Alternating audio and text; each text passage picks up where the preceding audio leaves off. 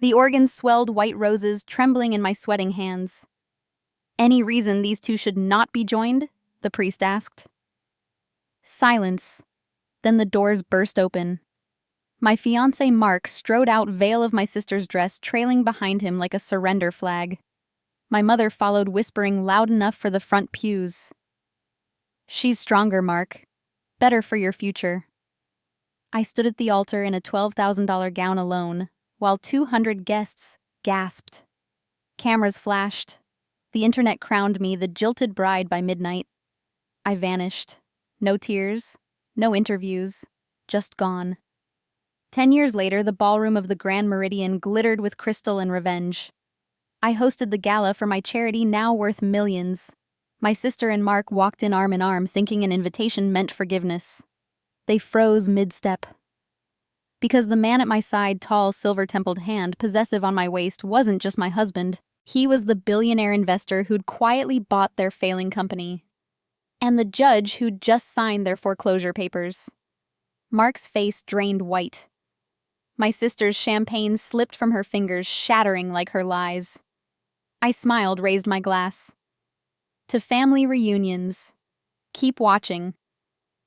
The betrayal was only the prologue. The twists. They'll gut you. The payoff. Pure ice-cold satisfaction guaranteed by the final frame. My name is Emma Carter. 38 years old piano teacher in a quiet little town where nobody asks too many questions. For the past 10 years, I've raised my daughter Lily alone, scraping by on lesson fees, and the stubborn belief that music can mend anything, even a heart shattered by family.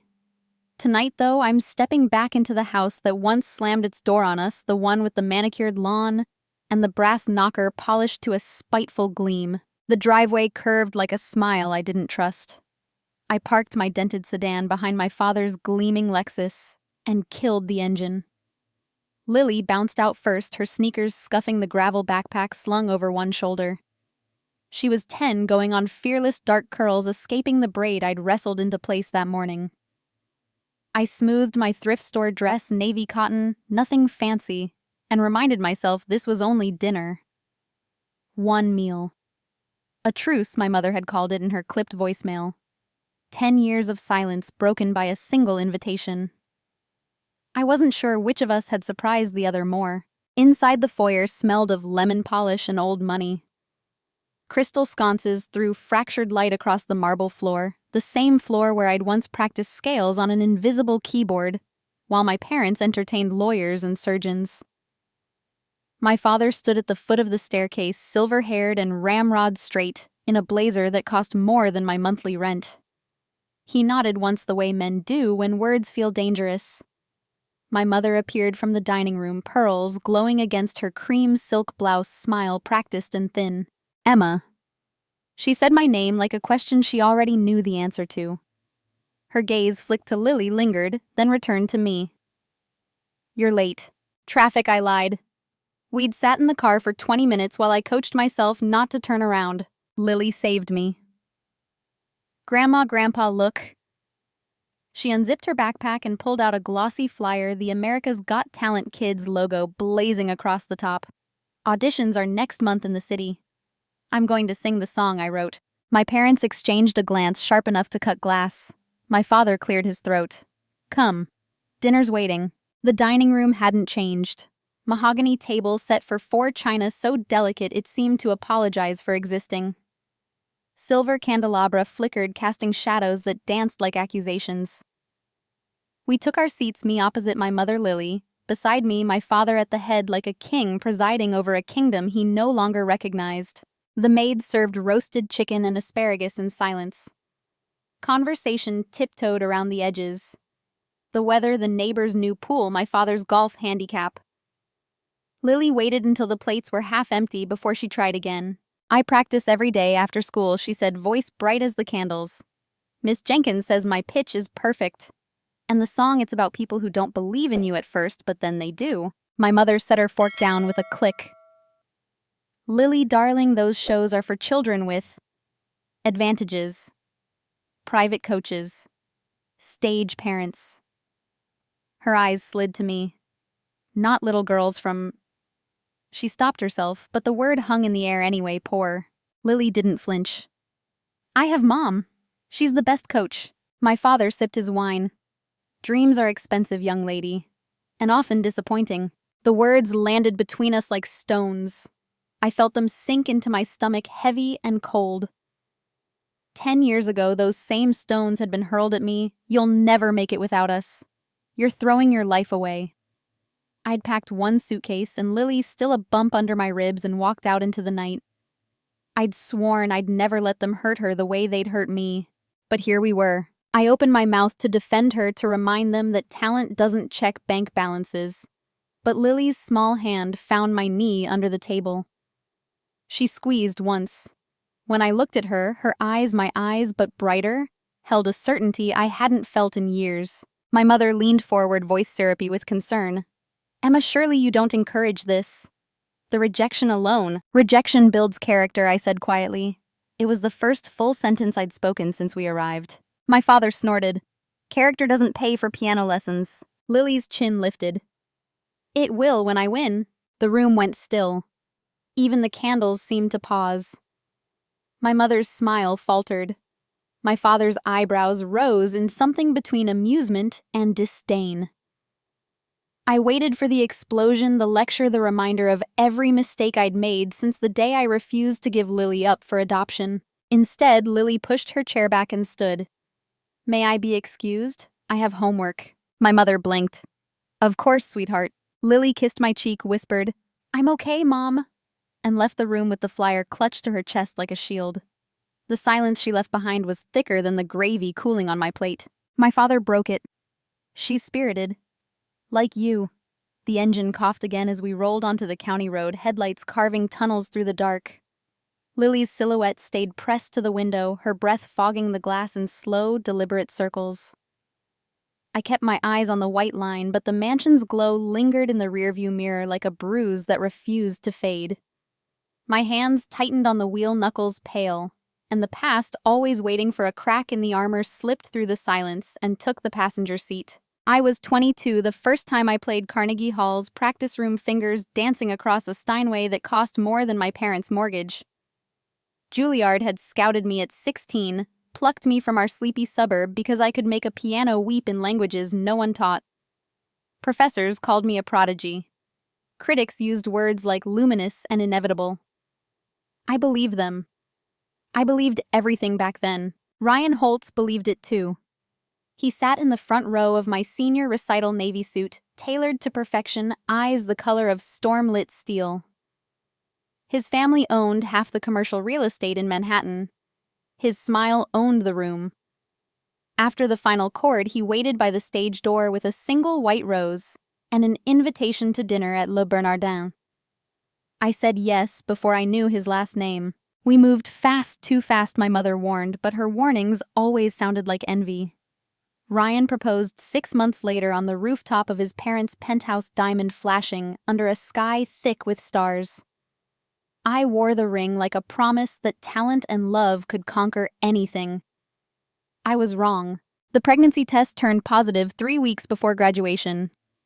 I told Ryan in Central Park, hands trembling around a paper cup of decaf.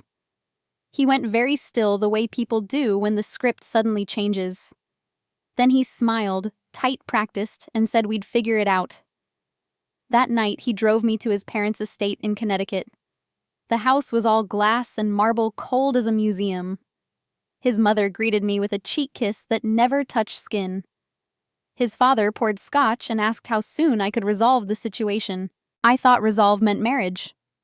It didn't. Ryan's mother laid out the options like a PowerPoint, discreet clinic, generous settlement, my signature on a non-disclosure. When I refused, her smile thinned to a blade. You're confusing gratitude with entitlement, dear. Ryan stood behind her, hands in pockets, staring at the Persian rug. He never looked at me again. I went home to tell my parents. My father was in his study reviewing contracts under a green banker's lamp. My mother arranged lilies in a crystal vase, humming something tuneless. I laid the ultrasound photo on the coffee table between us, grainy, miraculous, undeniable. My father's face folded like wet paper. My mother dropped the vase. Water bled across the hardwood, soaking the sonogram until the tiny heartbeat blurred. "You will fix this," my father said. Not a question. "I'm keeping her," I answered. The silence that followed was surgical. My mother retrieved the vase pieces one by one, glass chiming against porcelain. "Then you are no longer welcome here," she said, voice steady as the metronome on my childhood piano. My father added the final cut. "We have a reputation to protect." They revoked my trust fund the next morning. The scholarship full ride, renewable on condition of moral conduct, vanished by noon. The dean's email was polite, devastating, effective immediately due to breach of honor code. I later learned my father sat on the board of trustees. One phone call, one signature. My future erased. I packed that night while Ryan's final text glowed on my phone. "I'm sorry. We're done." I deleted the message, the voicemail where he once said he couldn't wait to hear our baby's first cry. I kept the ultrasound. I kept the rage. The first apartment was a studio above a laundromat, walls thin enough to hear the spin cycle's heartbeat. I gave birth in a county hospital, gripping a nurse's hand instead of Ryan's. Lily arrived screaming, fists clenched like she already knew the world would try to silence her. I named her after the flower my mother used to arrange, pure, stubborn, impossible to kill. I taught piano in community centers, church basements, any room with 88 keys, and a willing parent. Students paid what they could, $10 a casserole, a promise to practice. I taped Lily's sonogram above the upright in our living room, a reminder that music had brought her into the world, and music would keep her safe. Every scale, every arpeggio, every tear-stained recital became a brick in the wall I built between us and the past. Some nights I played for her while she slept lullabies I invented on the spot, weaving Ryan's betrayal into minor chords, my parents' rejection into dissonant clusters that always resolved into something gentle. Music heals, I told myself. Music forgives. Music endures. I said it so often I almost believed it. Almost. The years blurred, first steps on cracked linoleum. First words, mama and moon in the same breath. First recital where she bowed so low her curls swept the stage. I watched from the back row, heart swelling until it hurt. She never asked about her father. I never offered. Some stories are too heavy for small shoulders. But children notice absences. The way I flinched at certain area codes. The way I kept one drawer locked. The way I sometimes stared at nothing and whispered. They chose pride over blood. We were buckling seatbelts in the parking lot of the diner, where I gave Saturday lessons when Lily's backpack spilled open. Crayons, sheet music, a half-eaten granola bar, and a photograph creased and soft from handling. I picked it up thinking it was one of her school pictures. It wasn't. Ryan smiled out at me. Younger hair, tousled arms slung around a version of myself I barely recognized. Laughing. Radiant ring sparkling on my left hand. The engagement portrait we'd had taken in Central Park, the one I'd burned the night he left. Except this copy was pristine, edges worn from tiny fingers. Lily watched me in the dim glow of the dome light. "I found it in the attic at Grandma's last summer," she said quietly. "When you were in the bathroom." I wasn't snooping. It just fell out of a book. My throat closed. "You've never met him." "I know." She traced the photo with one finger. "But he looks like someone who used to love us." The diner's neon sign buzzed overhead, casting red shadows across the dashboard. I tucked the picture into my purse, hands shaking. 10 years of careful walls and one snapshot cracked them wide open. Lily clicked her seatbelt. "I'm glad he's not here," she said. "We're enough." I started the car, but the engine wouldn't catch. Not yet. Because in the silence between heartbeats, I heard the first note of a song I hadn't written yet, one that started with betrayal and ended with something sharper than forgiveness. Revenge, perhaps. Or justice. Or simply the truth played in a key they'd never seen coming. The engine finally caught on the third try, a reluctant growl that matched the knot in my chest. I eased onto the road, the photograph of Ryan burning a hole in my purse, but Lily's steady breathing beside me pulled me back to the present. She had fallen asleep before we reached the stoplight, head tilted against the window, one hand still curled as if holding a microphone.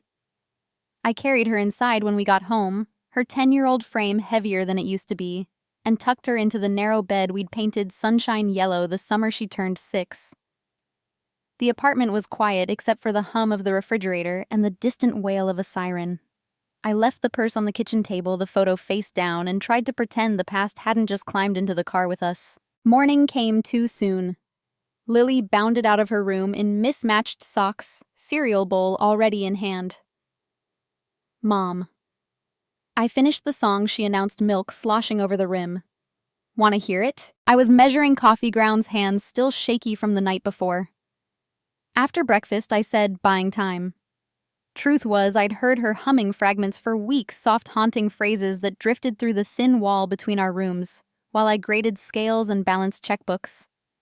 She'd been secretive about the lyrics, scribbling in a spiral notebook she guarded like contraband. I told myself it was just a phase, the way kids write poems about rainbows and lost teeth. I was wrong.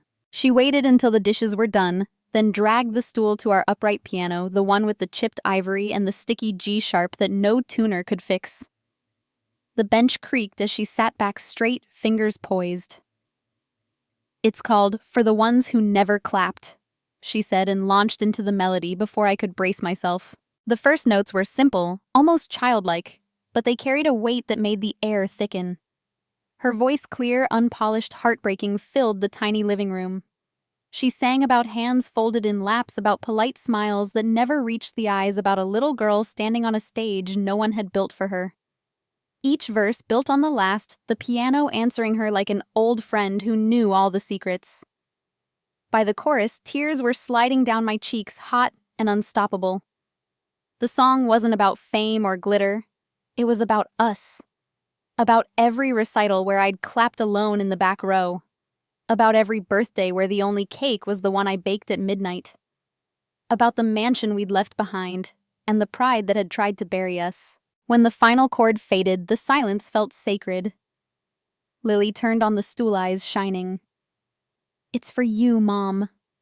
So you know I see everything. I couldn't speak. I pulled her into my arms, her hair smelling of strawberry shampoo and possibility.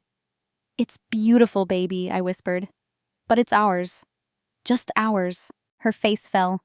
I want to send it to AGT. The deadline's tomorrow. The word no formed instantly sharp as the cracked piano key. Absolutely not.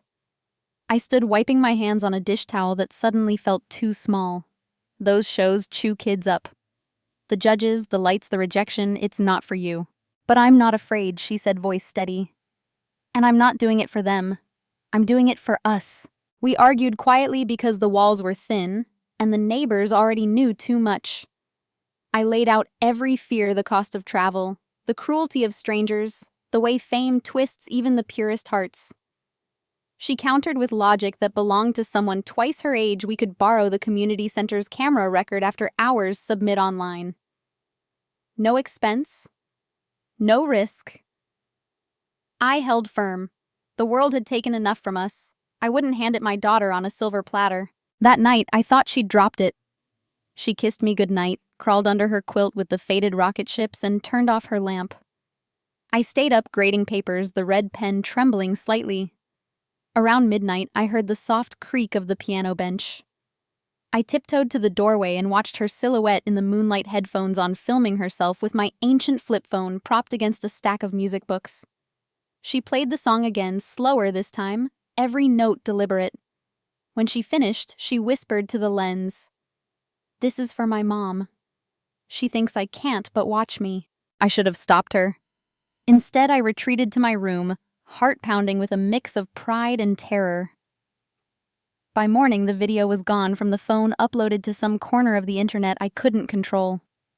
Lily ate her oatmeal without a word, eyes bright with secrets. 3 days later, the call came while I was tuning Mrs. Henderson's upright fingers black with dust and regret. The number was blocked, but I answered anyway, habit from years of hoping for gig cancellations that never came. Emma Carter. The voice was female, low, raspy around the edges, like someone who'd smoked too many cigarettes or screamed too many nights. This is NBC Talent. We received a submission for AGT Kids. Lily Carter. My stomach dropped. There's been a mistake. She's not We don't make mistakes. The woman interrupted, a smile in her tone. That song. Those lyrics.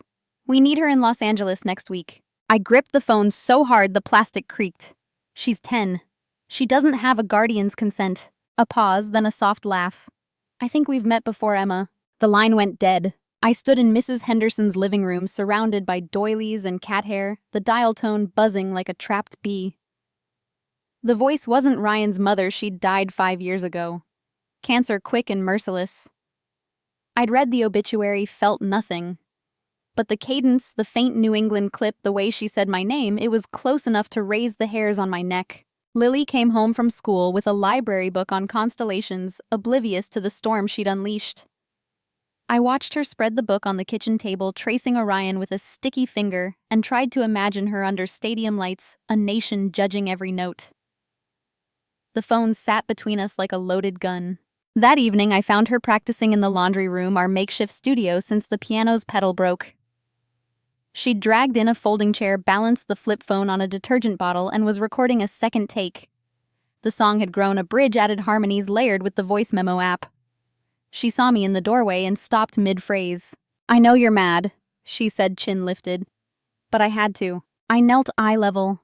Who helped you submit it? No one. Her gaze didn't waver. I used the library computer. I'm sorry I disobeyed, but I'm not sorry I sent it. The honesty in her voice undid me. I pulled her close, felt her small heart hammering against mine. We'll talk about rules later, I murmured. Right now, tell me about the call. She hadn't heard it. The woman had called my cell, not the house line. I replayed the conversation in my head, the rasp, the familiarity, the impossible recognition. Ryan's mother was dead. So who was using her ghost to lure my daughter into the spotlight? Lily fell asleep on the couch, constellation book open on her chest. I sat beside her, phone in hand, thumb hovering over the callback button. The apartment felt smaller, the walls pressing in with questions I wasn't ready to answer. Outside, a car backfired sharp as a gunshot. I jumped, heart racing. Then I saw at the flip phone screen, glowing on the coffee table, a new notification. A text from an unknown number. Check your email. We're waiting. I opened my laptop with fingers that wouldn't stop trembling. The inbox held one new message subject line. Lily's audition. Urgent. The sender E.R. Holtz Legacy at NBC.com. Ryan's last name. His mother's initials. A dead woman's voice. I froze, the cursor blinking like a heartbeat. Someone was impersonating a ghost, and they knew exactly where to find us. The cursor blinked like a dare, but I didn't open the email. Not yet. I shut the laptop, unplugged it, and carried it to the closet like it might explode. Lily stirred on the couch, murmuring something about stars, and I covered her with the afghan my grandmother knitted before everything went wrong. Sleep didn't come for me. I sat at the kitchen table until dawn, replaying the raspy voice, the impossible initials, the weight of a past I thought I'd buried. By morning, I'd made a decision. We were going to Los Angeles, but on my terms. I called the number back from a payphone at the gas station, demanded paperwork, a chaperone, a contract I could read with my own lawyer. The woman, calm professional, no trace of the rasp, agreed to everything. Tickets arrived by courier that afternoon. Economy seats, hotel voucher per diem, that wouldn't cover coffee in California. I packed one suitcase for both of us, Lily's dress folded between my sweaters like contraband. The flight was Lily's first. She pressed her nose to the window as we lifted off clouds, swallowing the town whole. I gripped the armrest, every bump a reminder that I was handing my daughter to strangers. She squeezed my hand. We're flying, Mom. Like the song. I managed a smile that felt borrowed. Los Angeles hit us with heat and noise, palm trees whipping in exhaust. The shuttle dropped us at a budget hotel near the convention center, the kind with ice machines that groaned and carpets that smelled of old ambition. Lily bounced on the bed, counting ceiling stains like constellations. I unpacked her dress. Navy cotton hem let out twice a patch on the skirt where she'd fallen off her bike last spring. I'd sewn a tiny music note over the tear. She twirled in it, fearless. Audition day dawned smoggy. The line outside the auditorium snaked around the block kids in sequins and custom sneakers, parents clutching headshots and energy drinks. Lily clutched my hand. We were numbers 312 and 313, scribbled on wristbands that itched. Inside, the air was thick with hairspray and nerves. A girl in a tutu practiced vocal runs that cracked on the high notes. A boy juggled flaming batons while his mother filmed on 2 phones. We waited 4 hours. Lily colored in a notebook, sketching pianos with wings. I rehearsed worst-case scenarios, booze tears a judge's polite no. When they called her name, my legs nearly gave out. Backstage was chaos, cameras, clipboards, a producer with a headset barking orders. Lily's eyes went wide, but she didn't cling. A makeup artist dabbed powder on her nose, cooed over her curls. Then we were herded to the wings, the stage a black void beyond the curtain. I kissed her forehead, tasted salt. "Remember why you wrote it?" I whispered. She nodded, stepped into the light. The arena was cavernous seats climbing into darkness. 4 judges at a long table, faces I recognized from television but couldn't name through the panic. Lily walked to the center, marked dress, swaying patched skirt, catching the spotlight. A microphone stand towered over her. She adjusted it herself. Small hands steady. "Name and age," the host asked. "Lily Carter, 10, she said, voice clear as a bell. "What will you be performing?" An original song on piano, for the ones who never clapped. A ripple of laughter from the rich kids in the front row. Glittery dresses, designer sneakers. One whispered loud enough for the mic to catch, "Look at the thrift store princess." Another giggled, "Hope the piano's not patched too." Lily didn't flinch. She sat at the grand piano, sleek, black, intimidating, and lifted the fallboard. The laughter died.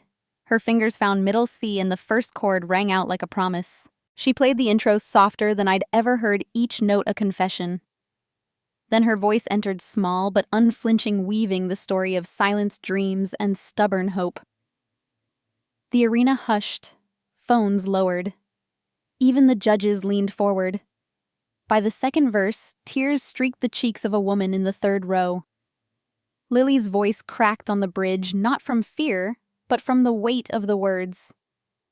She pushed through the piano, answering with runs that climbed like vines through concrete. When the final chord resolved, the silence lasted 3 heartbeats. Then the place erupted. Standing ovation whistles, judges on their feet. Simon Cowell, sharp eyes, sharper tongue, slammed the golden buzzer before the applause died. Gold confetti exploded from the rafters, catching the lights like a storm of tiny suns. Lily stood, mouth open, confetti in her hair.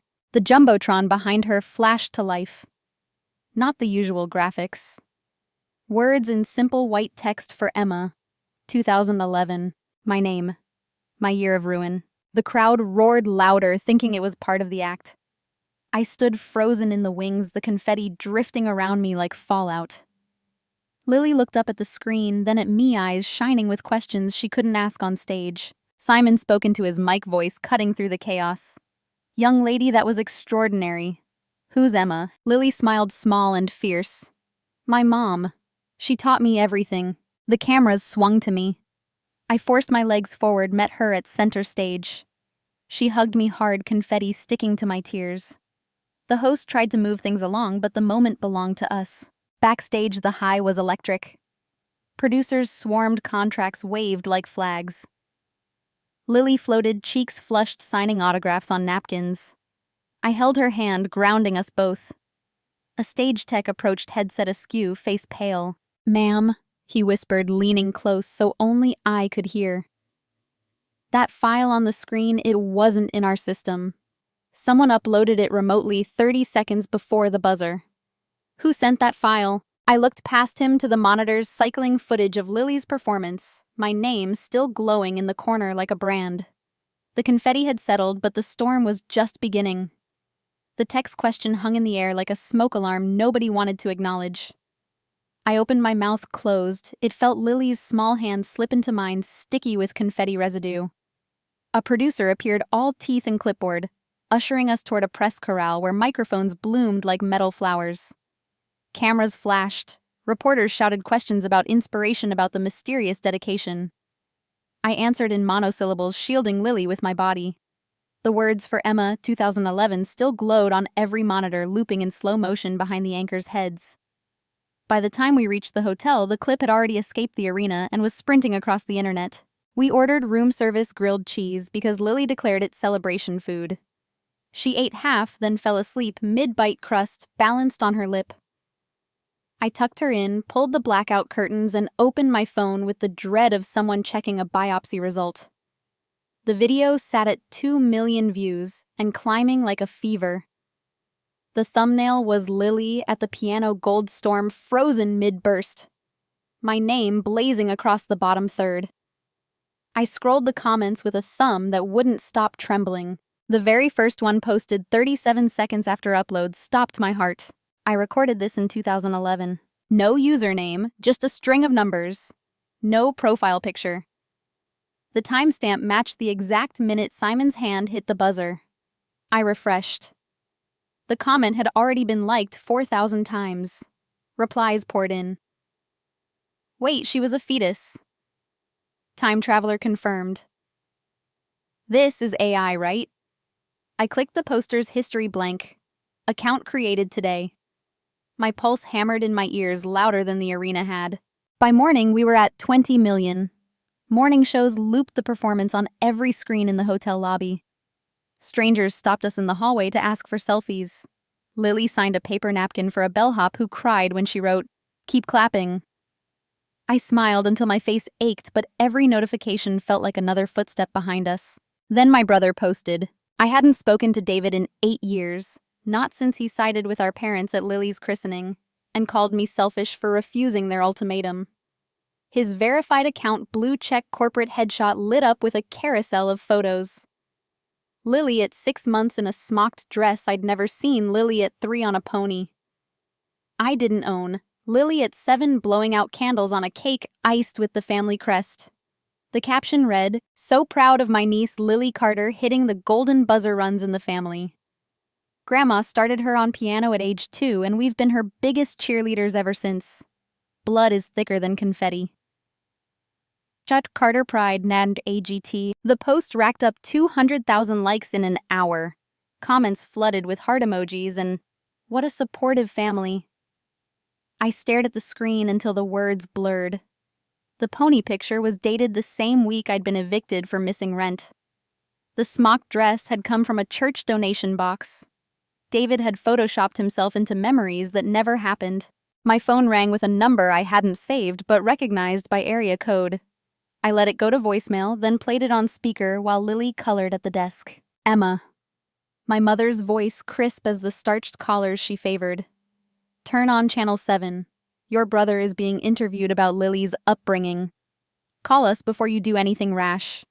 This reflects on all of us. I muted the television just as David's face filled the screen, suit press smile practiced. The host leaned in. David, your parents must be thrilled. Tell us about the family's role in Lily's talent. David's eyes glistened on cue. Music is our legacy. Mom gave Lily private lessons every summer. Dad built her a practice studio in the guest house. We've sacrificed so much to nurture her gift. The anchor nodded solemnly. I felt the grilled cheese rise in my throat. Lily looked up from her drawing. Why is Uncle David lying? Because lies travel faster than truth. I said, surprising myself with the steadiness of my voice. The phone rang again, same number. This time I answered. My father didn't bother with hello. You're exploiting that child for attention. Parading her in rags, dragging our name through the tabloids. We offered help years ago and you spat in our faces. Now you want the world to think we abandoned you. I walked to the bathroom, closed the door so Lily wouldn't hear. You offered to buy my silence, not raise my daughter. Don't twist history, he snapped. We're prepared to make a statement. Unless you issue a correction crediting the family's support, we will. The line clicked dead. I stared at my reflection. Eyes, red hair escaping its braid. The same woman who'd once stood at an altar alone. The mirror blurred. I splashed water on my face, counted to 10, went back to the room. Lily had pulled the curtains open. Los Angeles glittered below us, a carpet of lights that looked close enough to touch. She stood on the bed, arms wide like she could embrace the whole city. Mom, look how many people clapped. She pointed at my phone now at 22 million views, even the ones who didn't want to. I sat beside her, the mattress dipping under our combined weight. Your grandparents are angry. She considered this head tilted. They'll clap one day. The simplicity of it cracked something open in my chest. Not hope, not yet. Something fiercer. A promise. I pulled her close, felt her heartbeat against mine, steady as the melody she'd written. Outside, billboards flickered with her face gold confetti frozen mid-fall. Inside, the storm was just gathering strength. Lily's words settled between us like a vow spoken to the city lights, and for a moment the room felt vast enough to hold every possibility. I kissed the top of her head, tasted confetti dust and hotel shampoo, and promised myself we would navigate whatever came next together. The flight home was quiet. She slept against my shoulder while I watched clouds bruise into sunset, rehearsing answers to questions I couldn't yet name. Our little town greeted us with the same cracked sidewalks and flickering street lamps, but everything felt tilted as though fame had nudged the planet off its axis. Reporters camped outside the apartment for 3 days until the next viral cat video displaced us. I unplugged the landline, taught lessons through the back door, and waited for the storm to pass. It didn't pass. It simply changed direction. A week later, the invitation arrived, thick cream envelope sealed with wax the color of old pearls. My mother's handwriting, elegant and unforgiving. Dinner. 8 o'clock. Do not bring the press. I almost threw it away, but Lily found it first, tracing the embossed crest with a finger still sparkled from LA glitter. They want to see me, she said, not a question. I saw the hope in her eyes, small, stubborn, impossible to crush, and agreed. One more meal. One more chance to prove we didn't need them. The mansion looked smaller under a November sky, leafless trees clawing at the clouds. The same maid answered, older now, eyes flicking to Lily, with something between curiosity and pity. My parents waited in the dining room, candlelight gilding their tension. My father stood when we entered, a courtesy I didn't remember from childhood. My mother's smile was a porcelain mask. The table was set for 4 again, but the chairs had been reupholstered in muted gold, as though a decade could be erased with fabric. We moved through the ritual coats, hung hands, washed small talk about the weather, and the price of gasoline. Lily sat to my left, knees swinging above the floor, napkin folded into a perfect swan. The first course arrived, miso soup steam curling like ghosts. My father cleared his throat. We've been following the developments. Lily beamed. Did you see the golden confetti? It got in my shoes for days. My mother's spoon paused midair. We saw the television in the corner, an enormous flat screen that hadn't existed 10 years ago, hummed to life on its own. Or so it seemed. My father must have pressed a remote hidden in his lap. The volume was low, but the image was unmistakable. Lily on the AGT stage, gold storm frozen mid-burst. The replay slowed to savor every note. The room temperature dropped 10 degrees. My mother's spoon clattered against porcelain broth, sloshing over the rim. My father's chopsticks slipped from his fingers and struck the table with a sound like a gavel. On screen, Lily's voice rose into the bridge, the part where the melody shifted from minor to something luminous. My father's face drained of color. He leaned forward, elbows on the linen, as though the table itself might steady him. The tune wasn't just familiar. It was intimate. A cradle song he'd hummed over my crib on nights when colic kept the household awake. I'd been too young to remember the words, but the melody had lived in my bones, passed to Lily through lullabies I invented in our cramped apartment. She had woven it into her song without knowing its origin, or perhaps knowing on some cellular level where memory and blood converge. The clip ended with Simon's buzzer and the dedication flashing for Emma, 2011. The screen cut to a local news anchor, and in a heartwarming twist, Lily's grandparents, prominent community philanthropists, have been invited to share their pride on tomorrow's morning show. A phone number scrolled beneath smiling headshots of my parents taken at last year's charity gala.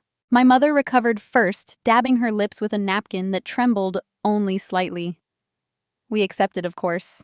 Family unity is important. Lily looked from the television to her grandparents, eyes wide but not fooled. "You're going to talk about me." My father found his voice. "We're going to talk about support. Legacy. The sacrifices made so you could shine." The words hung heavy, each one a stone dropped into still water. I felt the ripples reach my throat. Lily tilted her head, considering. "Did you sacrifice when Mom taught me on a piano with missing keys? Or when we ate oatmeal for dinner 3 nights in a row?" My mother's smile froze. Children shouldn't concern themselves with adult matters. The maid entered with the main course beef tenderloin glazed in something that smelled of money and regret, but no one moved to eat. The television looped the performance again, volume muted now, Lily's tiny figure bathed in gold. My father stared at the screen as though it might speak back. When the lullaby bridge returned, his eyes glistened, whether from recognition or calculation I couldn't tell. He pushed his plate away. "We should discuss logistics," he said to the room at large. "The interview. Talking points. We'll need wardrobe coordination." I set my fork down with deliberate care. "There's nothing to discuss. Lily's story is hers to tell." My mother's voice sharpened. "Don't be difficult, Emma. This is an opportunity for all of us." Lily reached for her water glass, knuckles white. "I don't want new clothes. I want the ones with the patch Mom sewed." The silence that followed was arctic. Outside wind rattled the leaded windows, sneaking cold fingers through the seams. My father broke it, voice softer than I'd heard since childhood. "That melody," he said almost to himself. "I sang it to you every night for a year. You had nightmares about thunderstorms." I felt the table tilt again, the past rushing up like floodwater. He had never spoken of those nights, not once in the decade since he'd closed the door on us. My mother's gaze flicked to him, startled as though he'd confessed a crime. The maid cleared the untouched plate silverware, clinking like ice in a glass.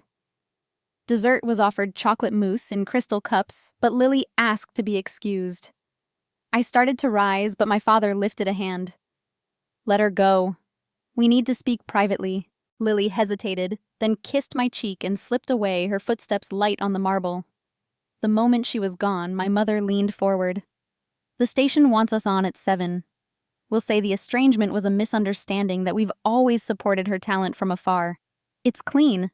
It's believable." I laughed, a sound sharp enough to cut. Believable to whom the internet already knows the truth. My father's eyes returned to the muted television, where Lily's face filled the screen in slow motion. "People believe what they're told often enough," he said. "We can still shape the narrative." The cold deepened, seeping into my bones. I stood chair-scraping like a warning. "There's only one narrative, and it isn't yours." I found Lily in the foyer, sitting on the bottom step, knees drawn to her chest. She looked up when I approached. "They're scared," she whispered. I could tell. I offered my hand. She took it. Together we walked to the door, the maid holding our coats without being asked. Behind us, the dining room television flickered on once more, the lullaby bridge playing silently, gold confetti suspended forever mid-fall. My father's voice followed us low and cracked, almost lost beneath the wind. "Maybe it's time we rewrite our story." The heavy front door clicked shut behind us, sealing my father's muttered words inside like a confession that hadn't decided whether to repent. Lily and I walked to the car in silence, our breath clouding in the November chill, the gravel crunching under our shoes like brittle bones. I expected the drive home to feel like escape, but the mansion's shadow followed us all the way to the county line, clinging to the headlights. Lily fell asleep before we reached the highway, her head against the window. The porch light's glow still reflected in her eyelashes. I carried her inside, tucked her under the quilt, and stood in the dark living room longer than necessary, listening to the refrigerator hum and wondering if my father's whisper had been regret or rehearsal. The next morning, the doorbell rang at 7:30 an hour, when decent people were still in robes. I opened it to find my mother on the stoop, coat buttoned to the throat, a department store box under one arm, and a professional smile under the other. Behind her stood a man with a camera slung like a weapon, and a woman holding a ring light that turned the hallway fluorescent. My mother didn't wait for an invitation. "We're here for Lily's fitting." she announced, stepping past me as though the apartment were a stage, and she'd already memorized her blocking. Lily appeared in dinosaur pajamas, hair a wild halo. Grandma. The word came out half question, half hope. My mother knelt, box extended. Something appropriate for the morning show. We can't have you looking like you dressed in the dark.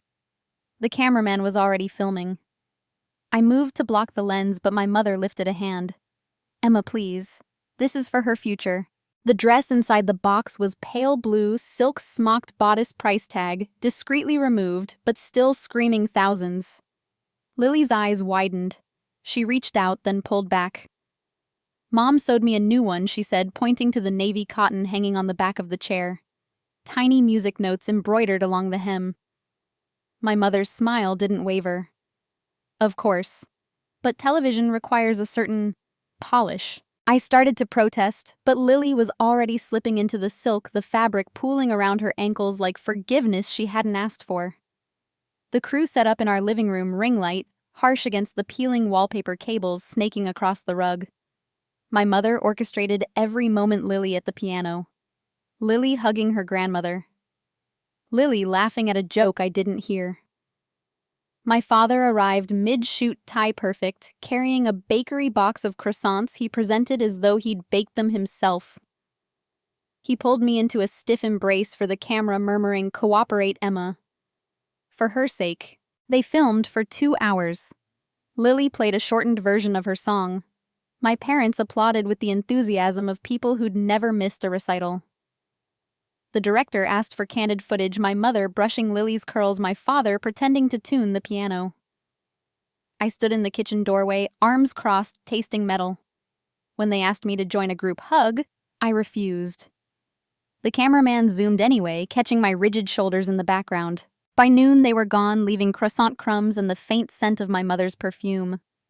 Lily twirled in the blue dress, then carefully hung it in the closet beside my hand-sewn one. "It's pretty," she admitted, "but it scratches." I kissed her forehead and promised we'd alter the neckline. The segment aired the next morning. I watched it on the tiny television in the laundromat while folding Lily's socks. My parents filled the screen, polished and teary. "We've always been her biggest supporters," my mother said, voice trembling with practiced emotion. Distance was painful, but love never wavered. My father added, "Music is in our blood." We taught her everything she knows. They never mentioned the decade of silence, the locked doors, the trust fund that vanished the day I refused to sign away my daughter. The internet swallowed it whole. Within hours, tabloid headlines bloomed. Single mom pushes child for fame. Grandparents reveal shocking sacrifice. A grainy still from the shoot me in the background, arms folded, face tight, became the thumbnail. Comments poured in like acid. "Stage mom alert. Poor kid doesn't stand a chance." Using her daughter to punish the family classic. My inbox filled with interview requests labeled, "Urgent, tell your side." I deleted them all. Lily came home from school with a crumpled note from her teacher. "Please address the media attention, it's disrupting class." The principal called to suggest homeschooling temporarily. At the grocery store, a woman I'd known since kindergarten whispered to her friend loud enough for me to hear. Always knew she was jealous of her parents' success. I shielded Lily as best I could, unplugged the television-disabled comments on her fan page, walked her to school through the back gate. But fame is a tide. It finds the cracks. She stopped practicing in the laundry room, started drawing the curtains when she played. One night, I found her crying over her keyboard, the blue silk dress balled in the corner like shed skin. "They said I'm a puppet," she whispered. "That you pull the strings." I held her until the sobs subsided, then carried the dress to the trash. The silk caught on the lid, shimmering accusingly in the porch light. The final betrayal came on a Tuesday that smelled of snow. I was grading scales when my phone buzzed with a news alert. A 30-second clip uploaded anonymously, me in the kitchen telling Lily, "Just smile for the camera, baby. It'll be over soon." The audio was clean, my voice unmistakable, but the context was gone, cut from a longer conversation where I'd been coaching her through nerves. The caption, "Momager," caught on hot mic. The video racked up 3 million views before dinner. My mother texted a single thumbs up emoji. I sat at the table staring at the screen until the numbers blurred. Lily padded in barefoot, holding her stuffed giraffe. "Are we bad people now?" she asked. I pulled her onto my lap. "We're just people," I said. "And people make mistakes, but we don't lie to fix them." She nodded, then rested her head against my shoulder. The apartment was quiet except for the tick of the wall clock my students had given me for Christmas. I was about to suggest Coco when my laptop chimed an email. No subject sender, a string of numbers and letters. I opened it with the wariness of someone defusing a bomb. One line of text, black on white. You don't know what they did in 2011. No signature, no attachment. Just those 8 words glowing like a match struck in the dark. The 8 words on the screen pulsed like a second heartbeat. I stared until the letters blurred, then clicked the only attachment, a single audio file labeled 2011 03 17 heartbeat. Wave. My finger hovered trembling. Lily's breathing drifted from her bedroom, soft and even, the only steady thing in the apartment. I slipped on headphones, pressed play, and the world narrowed to a single impossible sound. Whump, whump. Whump, whump. A baby's heart, 140 beats per minute, recorded the night I pressed a cheap cassette recorder to my belly because I couldn't afford a Doppler. I'd sung to it every evening lullabies I invented while folding laundry, promising a future neither of us had yet. The tape ended with my own voice cracked and 22. "This one's for you, little one. We're going to be okay." I ripped the headphones off. My knees buckled. I hadn't seen that cassette since the week Lily was born. My parents had taken the hospital bag to help, returned it missing the recorder. I'd assumed it was lost in the shuffle of discharge papers and sleepless nights. They'd kept it locked away like evidence. The email's sender line was still gibberish, but the message had grown while I listened. A second line appeared beneath the first, typed in the same plain font. "They took your scholarship in your name." I scrolled. A PDF followed: bank transfer March 23, 2011. From the Juilliard Emergency Fund to an account ending in 4422. My signature, shaky, forged, sat at the bottom, dated 2 days after I'd been told the money ran out. The memo line read, "Carter Family Charitable Trust." I printed everything, hands shaking so badly the pages jammed twice. Then I did what any mother does when the ground disappears. I checked on my child. Lily lay on her side, giraffe tucked under her chin, moonlight striping the quilt. I kissed her forehead, tasted salt, and whispered a promise I wasn't sure I could keep. Morning arrived, gray and merciless. My phone buzzed with cancellations before I'd poured coffee. A children's clothing brand, regretfully withdrawing our offer. A piano app company, pausing collaboration, pending review. The local news ran a ticker, AGT postpones. Lily Carter Appearance Network. CIT's family concerns. A producer left voicemail in the tone people use for funerals. We adore Lily, but the optics. You understand. I understood. The world had chosen sides, and we weren't on the winning one. Lily padded in, wearing the same dinosaur pajamas, eyes puffy from yesterday's tears. She climbed onto the stool, opened the cereal box, and found it empty. Her shoulders sagged. "Mom?" she said, voice small. "Are we poor again?" The question sliced deeper than any headline. I knelt, cupped her face. "We're rich in the ways that matter. But yes, money's tight right now." She nodded, once solemn. "I can stop piano camp. And the new shoes." I pulled her into my lap, felt her ribs under the thin cotton. "You're not stopping anything. We'll figure it out." She buried her face in my neck. "I just wanted them to clap." "They will," I lied, because some lies are love in disguise. The day unraveled in slow motion. I emailed every contact I had, begging for rescheduled lessons, offering discounts.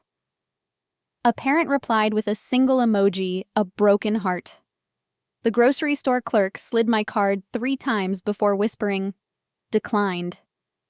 I paid with the emergency 20 tucked in my sock drawer, the one meant for field trip permission slips. By dusk, we were eating peanut butter sandwiches on the floor, because the table was buried in printed bank statements. Lily traced circles in the crumbs. Grandma said fame was a fairy tale with teeth. She's not wrong, I admitted. Lily looked up, eyes suddenly sharp. Then why does the fairy tale keep biting us? I had no answer. The cassette sat on the counter like a tiny coffin. I'd played it on loop all afternoon, each heartbeat a reminder of what had been stolen twice. First the money, now the dream. At 11:07 p.m., the laptop chimed again. Same sender. A new attachment. A scanned key. Not a metaphor, an actual brass key photographed against graph paper labeled, "Safe Study Top Drawer." Beneath it, a single line, "They still have the tape. Get it before they destroy it." I stared until the screen dimmed. The mansion was 40 minutes away. The roads were clear, the night quiet. I looked at Lily asleep on the couch with her giraffe sandwich crusts arranged like a crown beside her. I grabbed my coat. The drive felt like sleepwalking. Streetlights blurred into watercolor streaks. I parked 2 blocks away, cut the engine, and walked the rest under bare maples that scratched the sky. The mansion's side gate was unlocked. My father never changed the code after I left. I knew the house's arteries by heart. Servants' stairs. The loose floorboard outside the study. The faint scent of cedar that meant I was close. The study door was ajar. Moonlight spilled across the desk, illuminating the safe exactly where the photo promised. My birthday backward clicked the tumblers open. Inside the cassette labeled in my mother's perfect cursive, "Emma keep safe." Beside it, a second tape marked, "Lily never play." My hands shook so violently the plastic cases rattled. I took both. Footsteps on the runner, soft, deliberate. I slid into the knee-hole heart, hammering against my ribs. My mother's silhouette paused in the doorway, phone to her ear. Yes, the network agreed to the exclusive. We'll deliver the reformed stage mom angle by Friday. A pause. Burn the originals after the interview. No loose ends. The light switched off. Her footsteps receded. I waited 10 breaths, then 10 more. The cassettes weighed nothing and everything. I slipped them into my pocket, closed the safe, and retraced my path through the sleeping house. The night air hit my face like absolution. Back home, I locked the door, deadbolted it, and slid to the floor with the tapes in my lap. Lily's breathing drifted from the couch, steady as the heartbeat I now held in duplicate. I pressed the original to my lips, tasting dust and time. The laptop glowed awake on its own. A new email, same sender, one line. Play the second tape. Then decide who deserves the stage. I stared at the cassette marked, "Never play," its label curling at the edges. My thumb found the play button, but I didn't press it. Not yet. Some truths you have to earn. Outside, the first snow began to fall, soft and deliberate, covering the world in a silence thick enough to swallow screams. Inside, 2 tapes and a sleeping child waited for morning and whatever came after forgiveness. The email stared back at me, those 8 words pulsing like a wound reopened. I closed the laptop with a snap that echoed through the apartment, my hands shaking as if the screen had burned them. Lily slept on, oblivious, her giraffe tucked under her chin. I paced the narrow hallway until the floorboards groaned in protest, replaying every headline, every whispered judgment, every lost glance in the grocery aisle. The world had turned on us overnight, and I had no shield left to raise. Morning brought no mercy. My phone buzzed with voicemails from sponsors, polite, then firm, then gone. The local music store that had offered Lily an endorsement for beginner keyboards cited brand alignment issues. A children's clothing line pulled their Golden Girl campaign, the email CCing their legal team. Worst was the call from AGT producers, voice laced with regret. We're pausing Lily's progression until the narrative clarifies. Family drama distracts from the talent. They promised to revisit after the holidays. The line went dead before I could argue. I set the phone face down and stared at the stack of bills on the counter. Rent overdue, electric flickering a warning. Lessons had dried up. Parents cited scheduling conflicts that translated to fear of association. I canceled the few that remained, refunded deposits with money scraped from the emergency jar. The jar was nearly empty now, coins clinking like accusations. Lily woke to the smell of toast burned because I'd forgotten the burner. She patted in, rubbing her eyes. No school today, teacher in service, I lied, sliding a plate across the table. She picked at the crust, then looked up with that direct gaze that always undid me. Mom, are we poor again? The question landed soft but heavy as stones skipped across still water. I knelt beside her chair, brushing crumbs from her lap. We're adjusting, but we have each other. And your song, that's worth more than any deal. She nodded, but her lower lip trembled. The kids at school said I'm famous for being mean, that you made me cry on TV. I pulled her close, felt her small body shake with sobs she'd held back too long. We stayed like that until the toast went cold, the apartment silent except for our breathing.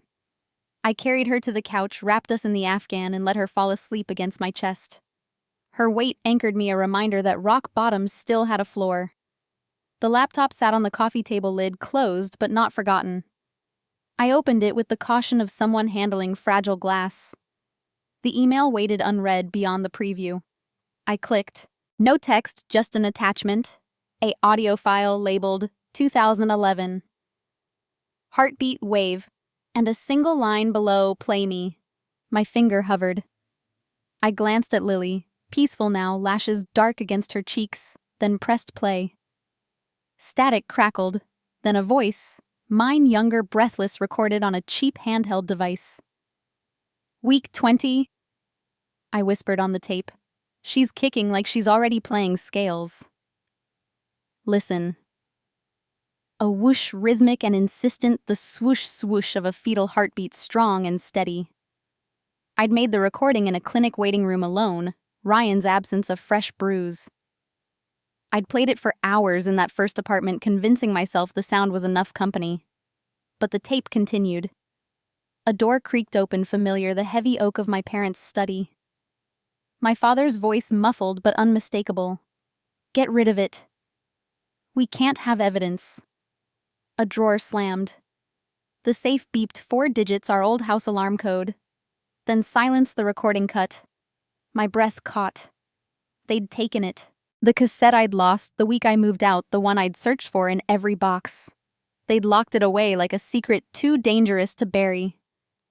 I replayed it twice, volume low, tears tracking hot paths down my neck. Lily stirred but didn't wake. The file ended with a soft click, as though someone had pressed stop 14 years ago and waited for this exact moment to hit play again. Another attachment loaded, a scanned note, handwriting neat and damning. They took your scholarship in your name. The paper showed a bank transfer dated the day after I refused their ultimatum. My signature forged, but close enough to fool a board authorizing the funds to a Carter Family Foundation. The amount matched my full ride award, down to the penny. Recipient an account I'd never seen. I sat back, the couch springs creaking like old bones. The room's spun walls closing in, the Afghan suddenly too warm. Lily murmured in her sleep, one hand reaching for me. I took it, felt her pulse steady against my wrist. Outside snow began to fall. Fat flakes drifting past the window like erased mistakes. I closed the laptop, but the heartbeat echoed in my ears, a drum calling me to war. Rock bottom wasn't the end. It was the foundation. And someone, friend or foe, had just handed me the blueprints. The snow kept falling soft as lies until the windows were frosted lace and the world outside looked clean. I sat on the kitchen linoleum with the 2 cassettes between my knees, the one labeled, "Never play heavier than its plastic shell had any right to be." Lily's breathing drifted from the couch, steady, trusting the only sound I could still believe in. I slid the tapes into a zippered pouch, tucked them behind the rice canister, and waited for daylight to decide what kind of mother I would become. Morning brought gray light and a knock that wasn't the mailman. I opened the door to find a man in a courier jacket, breath fogging, holding a thin manila envelope. No return address, just my name in block letters. Inside, a business card, D. Holtz, CPA, RET, and a note in spidery ink, coffee. Noon, the diner on Route 9. Come alone. I recognized the handwriting from tax returns I'd never signed. David Holtz had been my parents' accountant for 30 years, the man who'd once slipped me a 20 for ice cream when my father forgot my birthday. I hadn't seen him since the day the scholarship vanished. The diner smelled of burnt coffee and bacon grease. Holtz sat in the last booth, hair whiter than I remembered, glasses perched on a nose that had grown sharper with age. He pushed a mug toward me without asking. Black 2 sugars. Still, I nodded, slid in opposite him. He didn't waste time. I kept copies, he said, voice low. Everything. Your parents paid me to forget, but some numbers don't erase. He opened a leather folio, pages yellowed and annotated in red. Bank statements, wire confirmations, a charter for the Rebecca Carter Foundation dated the exact day Lily drew her first breath. My forged signature stared up at me, the loop on the Y too perfect, the pressure too even. They moved the scholarship money, $50,000, into the foundation the same week you were expelled. Said it was for family legacy. I signed off because your father threatened my license. I traced the forged Y with a fingertip that wouldn't stop trembling. Rebecca Carter, I whispered. The name tasted like rust.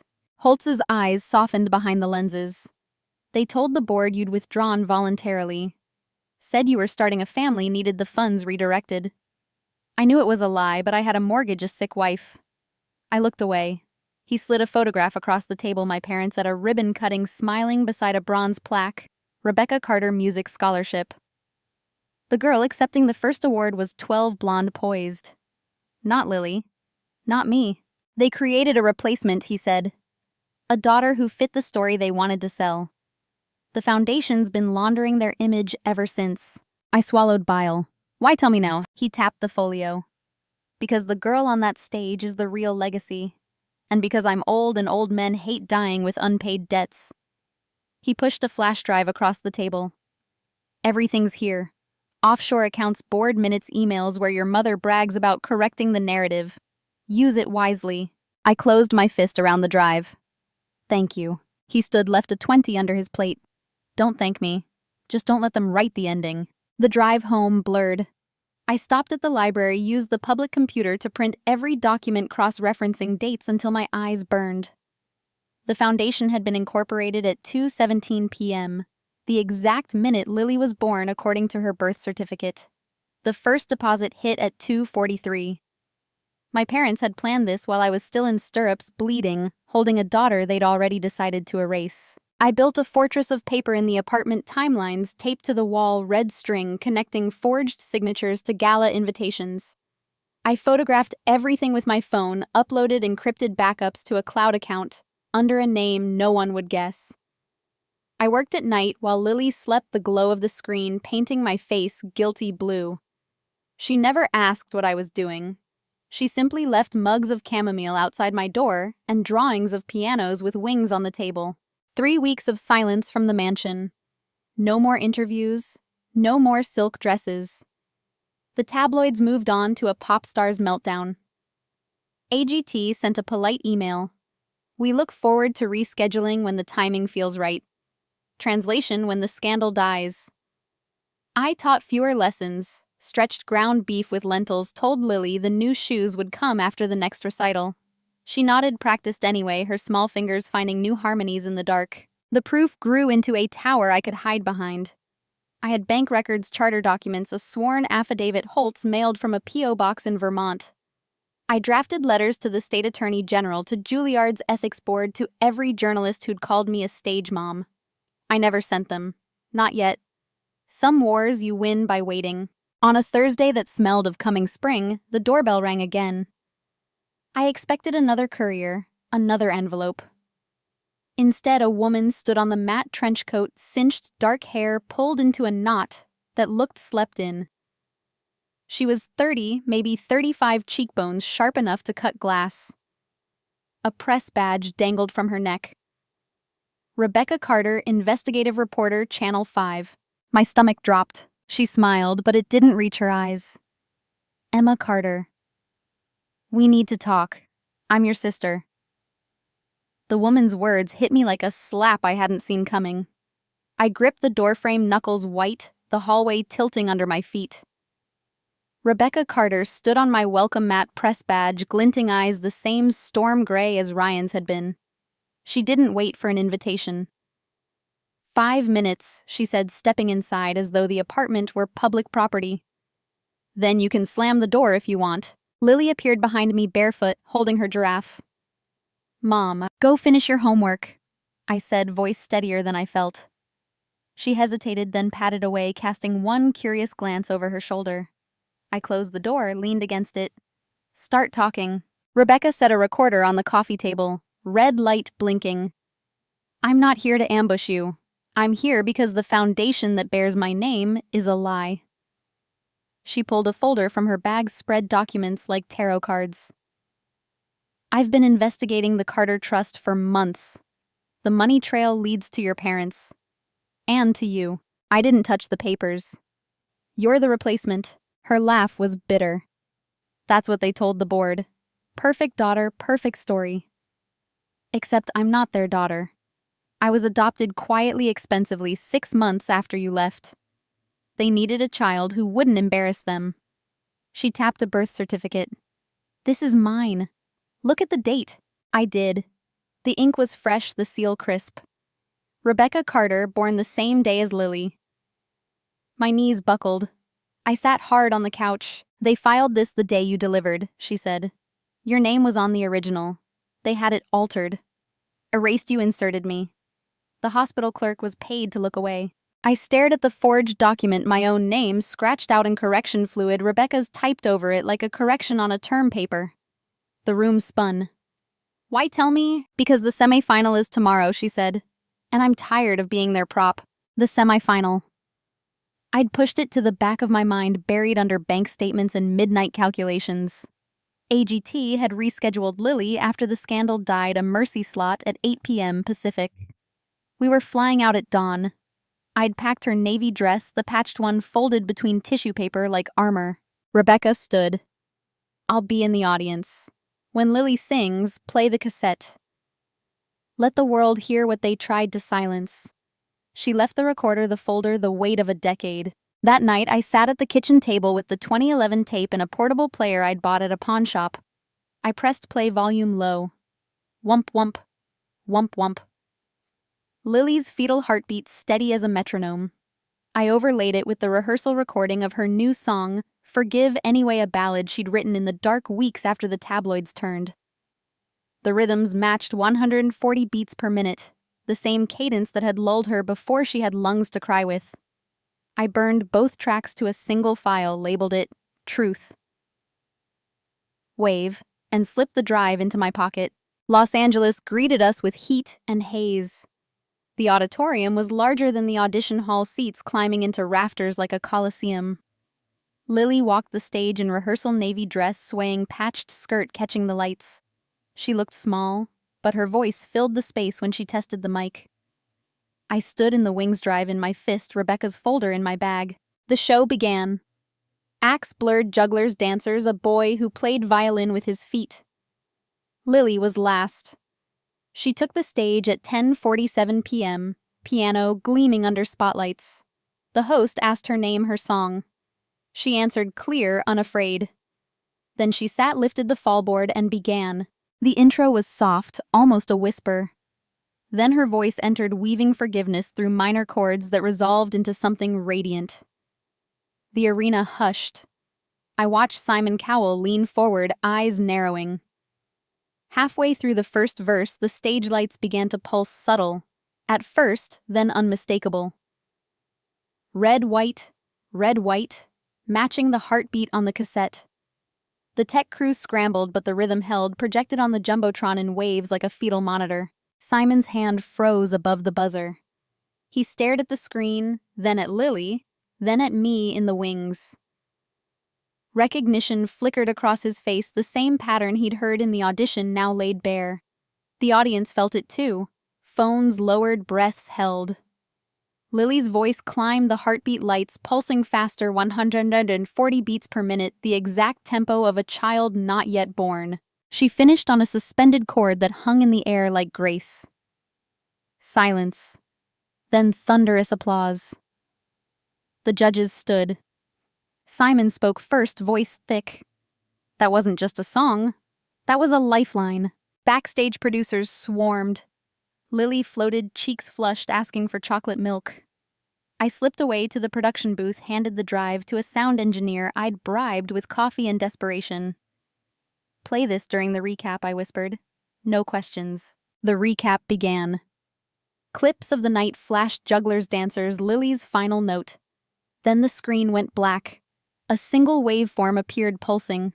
The heartbeat filled the arena, 140 beats per minute, overlaid with Lily's voice from the cassette. This one's for you, little one. My 22-year-old whisper cracked and fierce. The audience gasped. Simon's eyes found mine across the chaos. The feed cut to commercial. My phone buzzed Rebecca. Turn on channel 5. Now. I found a monitor in the green room. Rebecca stood on the live broadcast trench coat, replaced by a blazer, hair loose. Behind her, the forged birth certificate filled the screen. My name erased hers, inserted. Emma Carter, she said to the camera, voice steady. The world deserves your truth. The monitor reflected my face, pale, determined, the drive still warm in my hand. Lily tugged my sleeve. Mom, what's happening? I knelt, cupped her cheeks. We're rewriting the story, I said. And this time we hold the pen.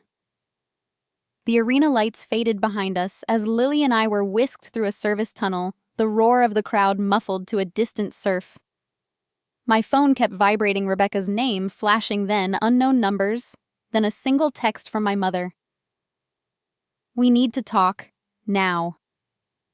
I silenced it, guided Lily to the waiting car, her small hand sticky with nerves and chocolate milk. The driver took us to the hotel under a sky bruised purple, the city's glow reflecting off the windshield like accusations. Lily fell asleep before we reached the freeway, her head against my thigh, the navy dress crumpled but unbroken. I stared out the window, the drive in my pocket burning hotter than the stage lights, Rebecca's live broadcast looping in my mind. The truth was out, but it felt like only the first note of a longer song. Morning brought chaos disguised as opportunity. Producers called at dawn, offering security, a new contract, a primetime slot for the finals. I let them talk, voice calm, while I booked the earliest flight home. Lily needed normalcy. Our cracked piano, our lumpy couch, the life we'd built, note by note. We landed in a drizzle that smelled of pine and regret. The apartment felt smaller. The walls crowded with the evidence I'd taped up weeks ago. I unpacked Lily's dress, hung it in the closet, and told her to rest. She obeyed without protest, exhaustion winning over questions. The hospital called at 3. My father had collapsed at the country club, heart attack, critical but stable. My mother's voice on the voicemail was clipped formal. He's asking for you. Bring the girl if you must. I stood in the kitchen, phone in one hand, the other clutching the counter. Lily watched from the hallway, eyes wide. Is Grandpa okay? He will be, I lied, because some lies are mercy. I packed an overnight bag, kissed her forehead, left her with Mrs. Henderson next door. The drive to the city was a blur of wipers and headlights, the radio silent. I arrived at the ICU as visiting hours ended, badge already waiting at the desk my mother's doing. The room smelled of antiseptic and wilted flowers. Machines beeped in steady rhythm, tubes snaking from my father's arms to bags that dripped life back into him. He looked smaller under the thin blanket skin, translucent, the man who'd once loomed like a judge, now reduced to a patient. My mother stood at the foot of the bed, arms crossed, pearls glowing against her black sweater. She didn't speak when I entered, just nodded toward the chair. I sat. My father's eyes fluttered open, cloudy but focused. Emma. He rasped the words, scraping his throat. A nurse adjusted his oxygen, then left us alone. My mother moved to the window, back turned, as though the parking lot held answers. He reached for my hand. His fingers were cold, papery. I listened, he said. To the broadcast. The heartbeat. His chest hitched. I knew it was yours. I stayed silent, waiting.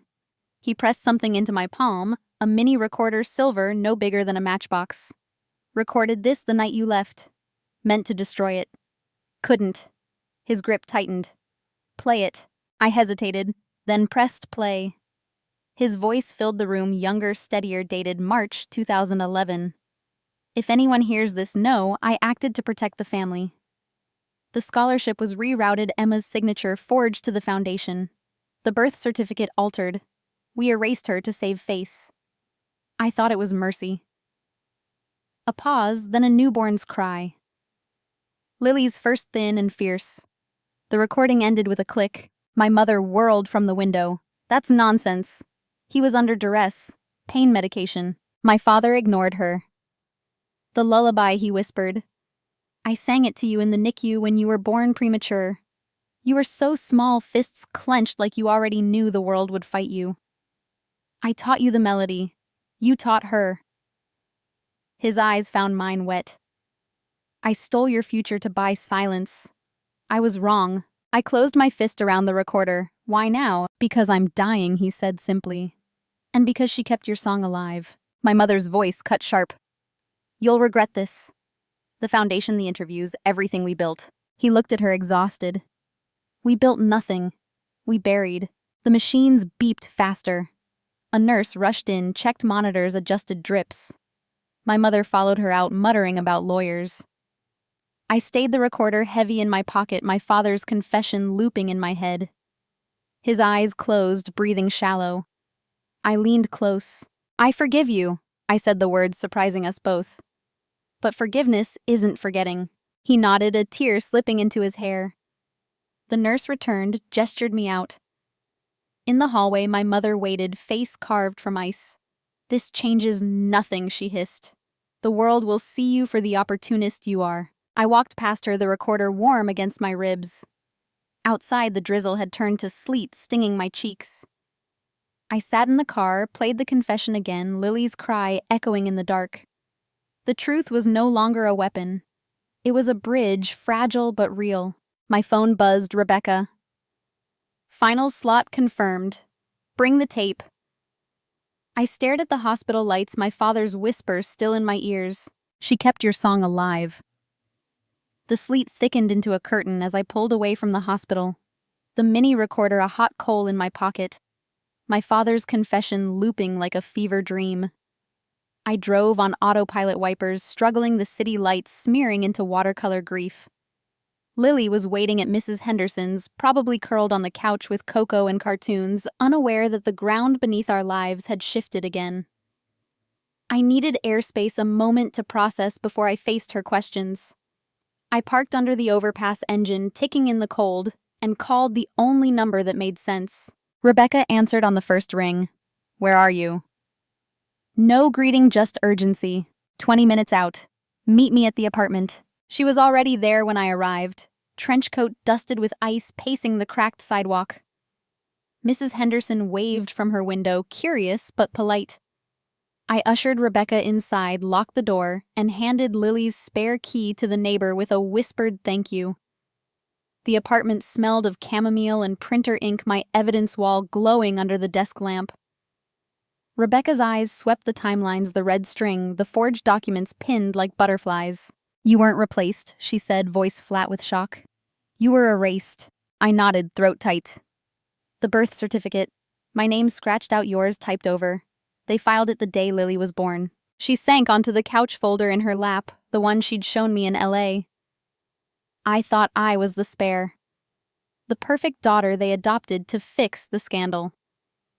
She opened the folder, pulled a second certificate, hers pristine stamped, approved. But look. She pointed to the file number. Same sequence as yours. They didn't adopt me. They rewrote you out of existence and slapped my name on the paperwork to open accounts. The foundation, the trust, the offshore holdings, all in Rebecca Carter's name. I've been their ghost for 28 years. I sat beside her, the couch springs groaning. They used you to launder the theft, and to launder their shame. Her laugh was hollow. I was the scholarship kid in boarding school, the debutante at the gala, the face on the brochure. I thought I earned it. Turns out I was collateral. The room felt smaller, the walls pressing in with decades of lies. I pulled the mini recorder from my pocket, set it between us. My father confessed tonight. Heart attack. He's dying. I pressed play. His voice filled the space, frail but clear, the forged signature, the altered certificate, the lullaby guilt. Rebecca listened without moving, tears tracking her cheeks. When it ended, she wiped her face with the sleeve of her coat. I did the voice, she said quietly. I stared. What voice? The NBC call. The raspy woman who said we'd met before. That was me. AI generated from old voicemails of Ryan's mother. I wanted to rattle them, force a reaction. I didn't know it would lead here. She gestured at the wall. The tape's the truth. I thought I was exposing fraud. Turns out I was exposing family. The word hung between us, fragile as the sleet tapping the window. Family. Not blood, but choice. I reached for her hand. She let me take it. We end this together, I said. National TV. The finals. We walk on that stage and play every recording show, every document. Let the world see what they did. Rebecca's grip tightened. They'll fight. Lawyers' injunctions spin. Let them try. I stood, pulled the evidence boxes from under the bed. We have originals, witnesses, Holtz's affidavit, my father's confession, and Lily's song. She nodded, eyes fierce. I'll bring the press badges. Channel 5 owes me a favor. We worked through the night, scanning, uploading, scripting. Rebecca drafted a timeline for the broadcast, bullet points sharp as scalpels. I labeled tapes, cross-referenced dates, burned backups to drives hidden in cereal boxes. Lily woke once, padded in with blanket trailing, climbed into my lap without a word. Rebecca paused, watched us, something soft breaking across her face. She's the reason, I whispered. All of it. Rebecca knelt eye level with Lily. Hey, superstar. Want to help your aunts take down the bad guys? Lily yawned, nodded. With music. With everything, Rebecca said. Dawn crept in, gray and determined. We had a planned fly to LA the day before the finals, rehearse with the producers under the guise of a family reunion segment, then hijack the live feed. Rebecca would introduce the evidence. I would play the tapes. Lily would sing the heartbeat into the final chord.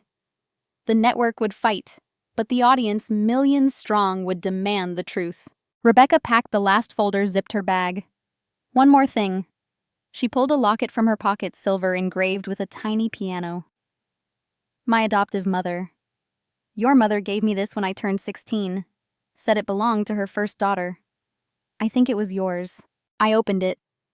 Inside, a baby photo, me, premature fists clenched, the lullaby already in my blood. I closed it, pressed it to my heart. Rebecca stood at the doorcoat, button ready for war. Let's end this where it began, on that stage. Rebecca's silhouette vanished into the dawn, coat collar turned up against the sleet, the locket's chain glinting once before the door shut. Lily stirred on the couch, murmured something about pianos with wings, and settled back into sleep. I stood in the quiet, the apartment humming with the weight of what we'd built overnight, a dossier thick enough to bury empires, a plan sharp enough to cut through decades of varnish. But as the radiator clanked and the snow hissed against the window, a different certainty settled in my chest. Revenge didn't need a stage. It needed silence. I brewed coffee, strong and black, and sat at the kitchen table with the evidence spread like a deck of cards. The forged birth certificate, the bank transfers, Holtz's affidavit, my father's dying confession on the mini recorder, the 2011 cassette with Lily's heartbeat. I photographed each page under the desk lamp, uploaded encrypted copies to 3 separate clouds, then printed fresh sets on plain paper. No headlines, no live feed, just facts mailed to the people who wore badges instead of ratings. By noon, I was at the post office, 3 manila envelopes addressed to the FBI's Financial Crimes Unit in Manhattan. Inside the first, the cassette labeled in my own handwriting, Emma Carter, March 2011. Inside the second, the forged documents highlighted, annotated, cross-referenced. Inside the third, a single USB drive with every digital file plus a cover letter on plain stationery, to whom it may concern. Enclosed are original records of fraud, forgery, and embezzlement committed in 2011 by parents' full names. The funds originated from my Juilliard scholarship and were rerouted the day my daughter was born.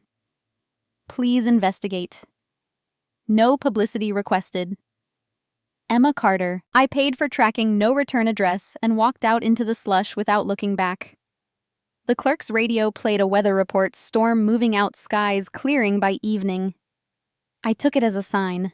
The fallout began quietly.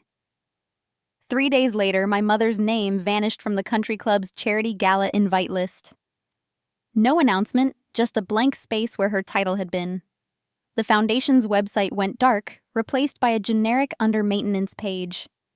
A neighbor texted a photo of a black SUV parked outside the mansion. 2 men in suits knocking on the door my parents refused to answer. I deleted the text, turned off my phone, and took Lily to the community center for her lesson. We didn't speak of it. She practiced scales while I tuned the upright, the sticky G-sharp finally behaving. She asked once, "Are Grandma and Grandpa mad?" I answered. "They're learning consequences." She nodded, accepting it the way children accept gravity. A week later, the local paper ran a single paragraph on page 7. Federal agents seize documents in ongoing investigation. Local philanthropists cooperating. No names, but the address matched the mansion. The country club canceled its spring auction. Board members resigned. The Rebecca Carter Foundation dissolved overnight, its remaining funds frozen pending audit. My parents' assets, accounts, properties, the offshore trusts, locked tighter than the safe I'd cracked open months ago. No press conference. No tears on morning shows. Just silence, thick and final. Lily noticed the shift in subtler ways. The mean girl at school stopped bragging about her grandmother's gala tickets. The grocery clerk slipped us an extra loaf of bread. Mrs. Henderson left a casserole on the doorstep with a note, "Proud of you both." I baked the bread into French toast, told Lily it was celebration food. She ate 3 pieces, asked for seconds, and practiced her new song until the streetlights came on. The song was called "Forgiveness Sounds Like Music." She'd written it in the margins of her math homework lyrics about locked doors that open when you stop knocking. We rehearsed in the laundry room, her voice echoing off concrete, my harmony threading underneath like roots. No cameras, no confetti. Just us, the upright, and the truth we no longer needed to shout. AGT called on a Thursday voice, cautious. We'd love a low-key performance for the pre-finals special. Intimate venue, no judges, just Lily and piano. Charity live stream. I agreed before they finished the sentence. The venue was a converted warehouse, downtown, brick walls, string lights, 200 folding chairs. We arrived early. Lily, in her navy dress patch, proudly visible, me in the black sweater I'd worn to the hospital. The crew set up a single microphone. No jumbotron, no heartbeat lights. Perfect. The room filled slowly. Neighbors, students, a few reporters who'd promised silence. Lily took the stage at dusk, the warehouse windows glowing orange. She sat, adjusted the bench, and began. The first notes were soft, almost shy, then. Her voice entered clear, unadorned, carrying every scar we'd earned. I stood beside the piano, hands resting on the wood, adding harmony when the chorus lifted. The audience leaned forward, phones, dark breaths held. When she sang the bridge, "Forgiveness isn't quiet, it just doesn't need the noise." A woman in the back row began to cry. By the final chord, the room was weeping, clapping, standing. No golden buzzer, just grace earned in the dark. We bowed, mother and daughter, the warehouse rafters echoing our names. The live stream chat scrolled with hearts, not headlines. Donations poured in for the music scholarship we'd started in secret, Lily's name on the plaque, no foundation required. We left through the side door, snow crunching under our boots, the night air sharp with pine and possibility. A man waited in the shadows, suit, crisp briefcase polished. He stepped forward, extended a card. AGT Legal, embossed in gold. "Miss Carter," he said, voice low. "We need to talk about the dedication on that screen. And the man who sent it." The business card felt heavier than its embossed gold lettering suggested, the man's eyes steady under the warehouse's exit sign. I slipped it into my pocket without reading the name, thanked him with a nod that promised nothing, and guided Lily through the snow-dusted alley to our waiting ride. She hummed the final bars of Forgiveness Sounds Like Music, her breath fogging the window, unaware that the night had only paused, not ended. I kept the card's edges between my fingers all the way home, the lawyer's words looping like a skipped record. The dedication. The man who sent it. I tucked Lily into bed, kissed her forehead, and sat at the kitchen table until dawn, the card glowing under the lamp like a coal I couldn't decide whether to swallow or spit out. The finals were scheduled for a Saturday in May, the air thick with lilacs and second chances. We flew to Los Angeles under clear skies, Lily clutching a new composition notebook filled with songs she'd written in the margins of her life. The auditorium was a cathedral of light and sound, 10,000 seats climbing into rafters painted with hope. Backstage smelled of hairspray and adrenaline, contestants pacing in sequins and sneakers. Lily wore the navy dress patch, now a badge of honor, her curls tamed with a ribbon I'd sewn from my old recital gown. I stood in the wings, heart hammering a rhythm older than her heartbeat tape. The show unfolded like a fever dream. Acts blurred acrobats, ventriloquists. A boy who sang opera in falsetto. Lily was penultimate, the slot reserved for frontrunners. She walked the stage alone, piano gleaming under a single spotlight, and sat without flourish. The host asked her song choice. Home, she said, voice clear as the bell that ends recess. The arena hushed. She began with a single note, low and resonant, then built a melody that felt like walking through rooms you'd forgotten you loved. Her voice entered soft telling of locked doors and open windows, of mothers who carried storms in their pockets, and daughters who turned them into music. The audience leaned forward as one organism. I felt the shift the moment the song became larger than the stage. When she reached the bridge about a girl who was never born but sang anyway, the jumbotron flickered. Words appeared in simple white text, dedicated to the girl who was never born. The crowd gasped. Phones rose. Lily didn't falter. She leaned into the final chorus, voice soaring the piano, answering with chords that cracked open the sky. The last note hung suspended, then resolved into silence so complete I heard my own heartbeat. Then the arena erupted, standing roaring, a wave of sound that lifted us both. Golden confetti fell slower this time, catching the lights like tears frozen mid-fall.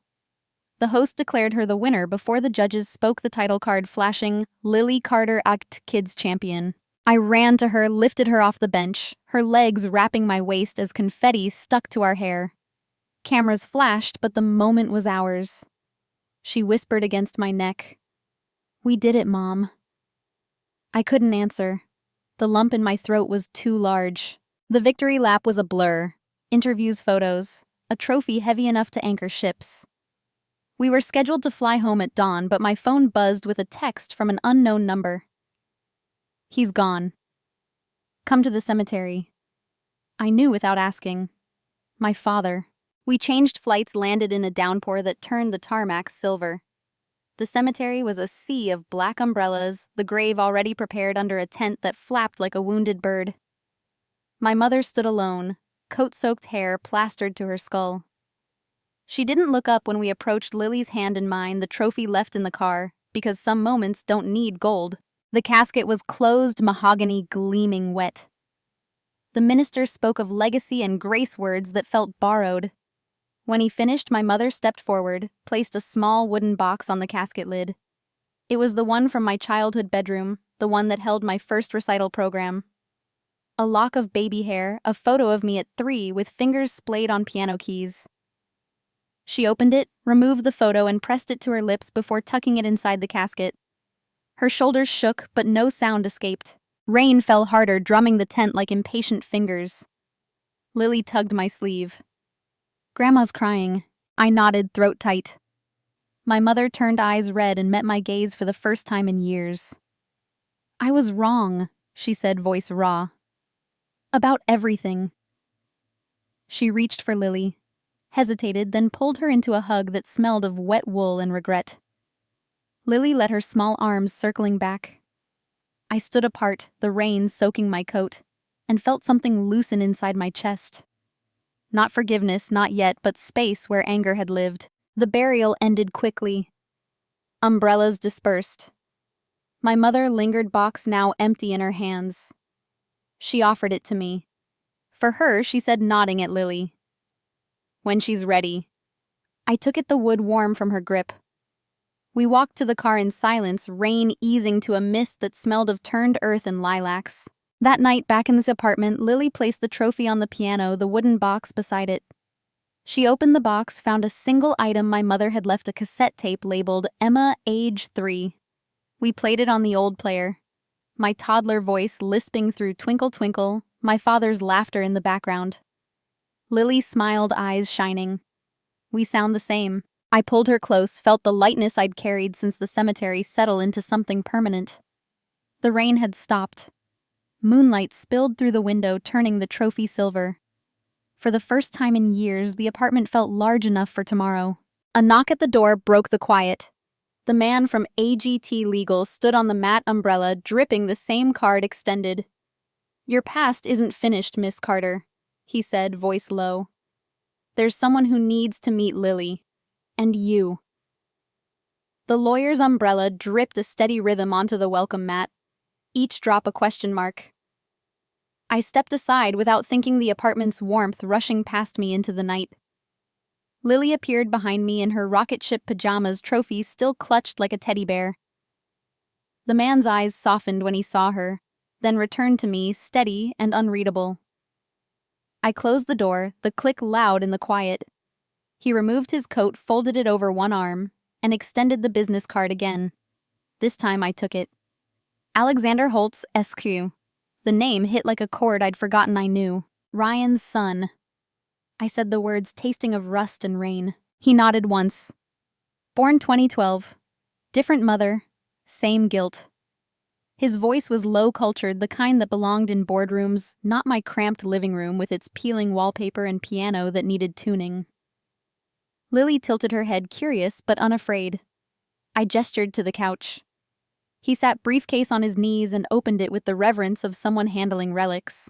Lily climbed onto the ottoman, trophy balanced on her lap. "Are you here about the golden confetti?" she asked. Alexander smiled, small and sad. "Something better." He pulled a thick envelope, wax seal broken, and a slim CD case. The envelope bore Ryan's handwriting, slanted and urgent, the same script that had once signed love letters I'd burned. I took it with fingers that wouldn't stop trembling. Alexander waited while I slit the seal, unfolded pages crisp with legal jargon, and something softer underneath. He began reading aloud, voice steady. "I, Ryan Michael Holtz, being of sound mind, do hereby bequeath my entire estate, real property investments, intellectual rights, and liquid assets to the Lily Carter Music Foundation to be established upon my death for the purpose of providing instruments and lessons to children who cannot afford them." He paused. Let the words settle. Estimated value $47 million. No contingencies. No trustees but Emma Carter. The room tilted. Lily's trophy slipped, clattered to the floor. I caught the pages before they scattered, my name repeated in black ink like a heartbeat. Alexander continued. "Further, I direct that all royalties from the composition, Emma's Lullaby, recorded March 2011, be assigned in perpetuity to the foundation." He looked up. He wrote it the week he left. Never released it. Kept it in a safe deposit box with instructions to deliver upon his passing. Lily picked up the trophy, hugged it to her chest. 47 million pianos. Alexander's laugh was soft. Enough for a few. He handed me the CD case. The label was handwritten in Ryan's script, Emma's Lullaby, 2011. A sticky note clung to the plastic. To the poor girl who made us rich in heart. I opened the case with fingers that felt borrowed. The disc gleamed silver, unplayed, waiting. Alexander leaned forward. He recorded it in a studio the night before he disappeared. "Use the cassette you made, the one with the heartbeat." Layered guitar over it, his voice barely above a whisper. Said it was the only way he could stay without staying. I pressed the disc to my chest, felt the cool plastic through my sweater. Lily reached for it, curious. I let her hold it, her small fingers tracing the sticky note. He knew about me. Every day, Alexander said. He followed the audition clips, the warehouse performance, the finals. Watched from a distance, never interfered. The dedication on the screen, the girl who was never born, that was him. Hired a tech to upload it remotely. Wanted you to know he saw. The apartment's single lamp cast long shadows, the piano silent for once. I thought of Ryan in some anonymous city alone with his guilt, writing a will that gave away everything to a child he'd never held. I thought of the boy beside me, 13, maybe 14, carrying a father's absence like a second skin. Lily set the CD on the coffee table, aligned it with the trophy. Can we play it? Alexander hesitated, then nodded. I found the old boombox in the closet, the one that still ate batteries like candy. I slid the disc and pressed play.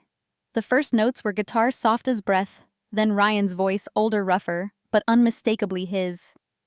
He sang the lullaby I'd hummed to my belly, the one my father had taught me, the one Lily had woven into her winning song. Underneath, faint but unmistakable, the heartbeat, 140 beats per minute, the rhythm of a life he'd walked away from but never stopped hearing. When it ended, the room was heavier with silence than sound. Lily's eyes shone. He sounded sad. He was, Alexander said, but he was proud. I closed the boombox, the click final. Why now? Alexander pulled a second envelope thinner. He died 3 months ago. Cancer. Quick. Left instructions for delivery after the finals. Said you'd need the win first. He stood, briefcase in hand. The foundation paperwork is ready. Sign when you're prepared. No rush. Lily walked him to the door, trophy under one arm, CD under the other. Will you come to the first concert? He knelt eye level. Wouldn't miss it. He shook her hands solemnly, then mine. At the threshold he paused, voice barely above the radiator's hum. My father never met Lily, but he heard her heartbeat. The door shut. The apartment settled into its familiar creaks and sighs. Lily placed the CD beside the wooden box from the grave, the trophy between them like a bridge. She opened the box, found the toddler cassette, and lined it up too. 3 generations of music, 3 containers of truth. I sat on the couch, the will pages in my lap, the sticky notes words glowing in the lamplight. $47 million. A foundation. A lullaby. Ryan's redemption delivered by a son who looked nothing like him and everything like forgiveness. Lily climbed beside me, head on my shoulder. We're rich now, she said, not a question. In every way that matters, I answered. Outside, the moon hung full and indifferent, casting silver across the piano keys. I felt the weight of tomorrow settle gently, not as burden, but as possibility. The past had spoken its final note. The future was ours to play. The moon slid behind a cloud, as Lily and I sat in the hush that follows revelation. The CD case, wooden box, and trophy forming a small altar on the coffee table. She traced the sticky notes words with a fingertip, mouthing them like a prayer, then looked up at me with eyes that had seen too much and still believed in tomorrow. I tucked a curl behind her ear, felt the weight of $47 million settle, not as burden, but as wings. We slept eventually, limbs tangled on the couch, the apartment's familiar creaks a lullaby older than any recording. Morning brought paperwork and possibility, but the gala was months away, a horizon we would reach note by note. Summer unfolded in quiet triumphs. The Lily Carter Music Foundation opened its doors in a renovated warehouse downtown, brick walls, painted sunshine yellow pianos of every size waiting for small hands. Children arrived with backpacks and dreams, some in sneakers with holes, some in uniforms pressed by grandmothers. Lily taught the beginners her patience, endless her laugh, the first sound they learned to trust. I handled the books, signed checks that once would have bought silence, now buying scales and hope. Rebecca visited on weekends, sleeves rolled, teaching journalism to teens who wanted to tell their own stories. We never spoke of the mansion or the frozen accounts. The past had been audited and closed. My mother wrote once a single page on heavy stationery, no return address. I read it in the office while Lily practiced next door. She spoke of hospital corridors of my father's final days of the wooden box she'd filled with regrets too late to return. She asked for nothing offered, nothing, simply signed her name. I folded the letter, slipped it into the box beside the toddler cassette, and let it rest. Some doors close without slamming. The gala was scheduled for September, the anniversary of Lily's first audition. We chose the old auditorium where she'd won, now restored with foundation funds, velvet seats, reupholstered chandeliers gleaming like forgiveness.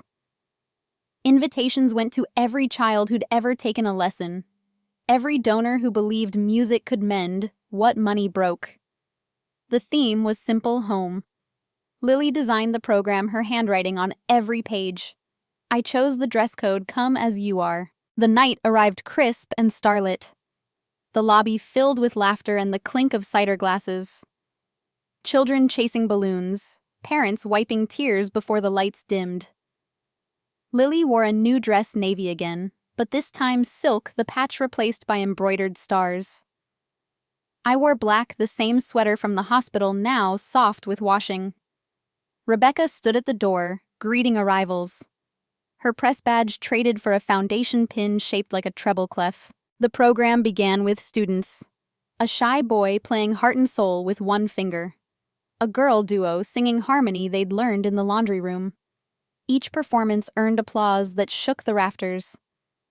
Then the stage lights dimmed to a single spot. Lily walked out alone, sat at the grand piano, and began Home. The melody was the same one that had won the finals, but slower now, richer, layered with everything we'd carried. She sang of doorsteps and detours of mothers who taught strength by breaking, of daughters who built bridges with song. The audience leaned forward. Breaths held the room a single heartbeat. Halfway through the bridge, a figure moved in the wings.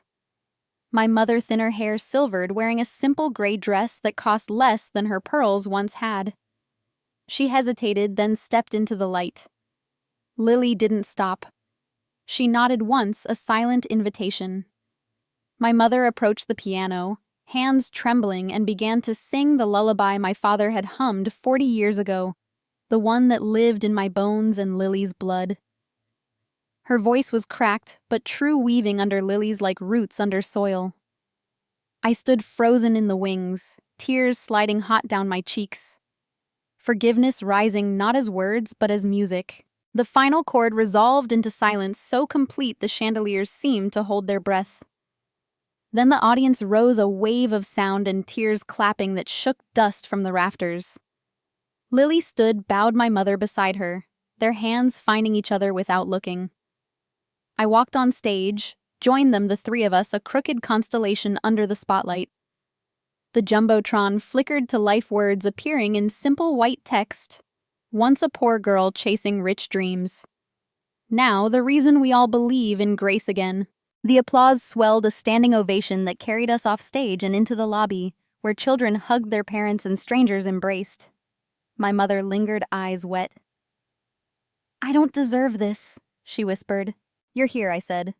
"That's enough." She nodded, pressed something into my hand, a key, small and brass, the one from the study safe. "For whatever comes next," she said, then slipped into the crowd. Lily tugged my sleeve. "Mom, look." She pointed to the screen above the dessert table, still cycling the final line. Once they called her the poor girl. Now she's the reason we all believe in grace again. I pulled her close, felt the circle close. Justice and grace braided tight. The past had spoken its final note. The future was ours to play. The moon slid behind a cloud as Lily and I sat in the hush that follows revelation, the CD case, wooden box, and trophy forming a small altar on the coffee table. She traced the sticky notes' words with a fingertip, mouthing them like a prayer. Then looked up at me with eyes that had seen too much and still believed in tomorrow. I tucked a curl behind her ear. Felt the weight of $47 million settle, not as burden, but as wings. We slept eventually, limbs tangled on the couch. The apartment's familiar creaks, a lullaby older than any recording.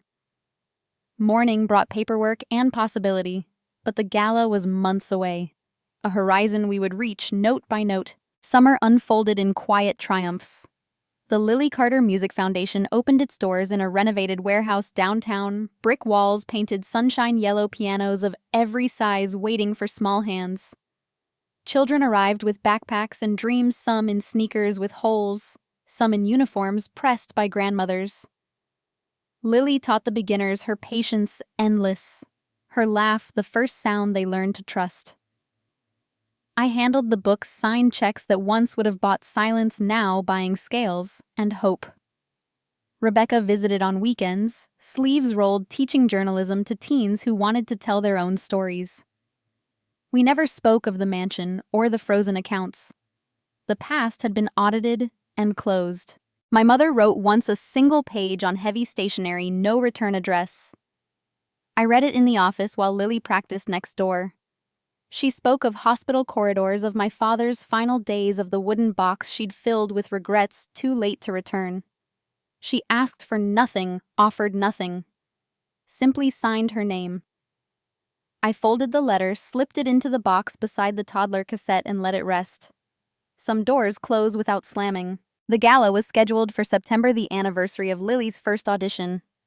We chose the old auditorium where she'd won, now restored with foundation funds. Velvet seats, reupholstered chandeliers gleaming like forgiveness.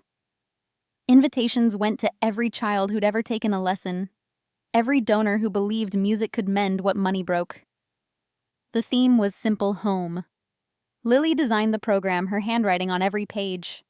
I chose the dress code: come as you are. The night arrived crisp and starlit. The lobby filled with laughter and the clink of cider glasses, children chasing balloons, parents wiping tears before the lights dimmed. Lily wore a new dress, navy again, but this time silk, the patch replaced by embroidered stars. I wore black, the same sweater from the hospital, now soft with washing. Rebecca stood at the door, greeting arrivals. Her press badge traded for a foundation pin shaped like a treble clef. The program began with students. A shy boy playing Heart and Soul with one finger. A girl duo singing harmony they'd learned in the laundry room. Each performance earned applause that shook the rafters. Then the stage lights dimmed to a single spot. Lily walked out alone, sat at the grand piano, and began. Home. The melody was the same one that had won the finals, but slower now. Richer, layered with everything we'd carried. She sang of doorsteps and detours, of mothers who taught strength by breaking, of daughters who built bridges with song. The audience leaned forward. Breaths held the room, a single heartbeat. Halfway through the bridge, a figure moved in the wings. My mother, thinner hair silvered, wearing a simple gray dress that cost less than her pearls once had. She hesitated, then stepped into the light. Lily didn't stop. She nodded once, a silent invitation. My mother approached the piano, hands trembling, and began to sing the lullaby my father had hummed 40 years ago, the one that lived in my bones and Lily's blood. Her voice was cracked, but true, weaving under lilies like roots under soil. I stood frozen in the wings, tears sliding hot down my cheeks. Forgiveness rising not as words, but as music. The final chord resolved into silence. So complete, the chandeliers seemed to hold their breath. Then the audience rose, a wave of sound, and tears clapping that shook dust from the rafters. Lily stood, bowed, my mother beside her, their hands finding each other without looking. I walked on stage, joined them, the three of us, a crooked constellation under the spotlight. The jumbotron flickered to life, words appearing in simple white text. Once a poor girl chasing rich dreams. Now the reason we all believe in grace again. The applause swelled, a standing ovation that carried us off stage and into the lobby where children hugged their parents and strangers embraced. My mother lingered, eyes wet. I don't deserve this, she whispered. You're here, I said. That's enough. She nodded, pressed something into my hand, a key small and brass, the one from the study safe. For whatever comes next, she said, then slipped into the crowd. Lily tugged my sleeve. Mom, look. She pointed to the screen above the dessert table, still cycling the final line. Once they called her the poor girl. Now she's the reason we all believe in grace again. I pulled her close, felt the circle close, justice and grace braided tight. The past had spoken its final note. The future was ours to play. If this story of betrayal turned to triumph of a single mother and her daughter rewriting their legacy through music moved you the way it moved thousands in that auditorium, hit subscribe now and ring the bell so you never miss the next chapter of real-life redemption. Drop your thoughts in the comments. Have you ever turned pain into purpose? What moment made you stand and clap for someone else's grace? Your stories fuel this channel, and together we keep the music alive.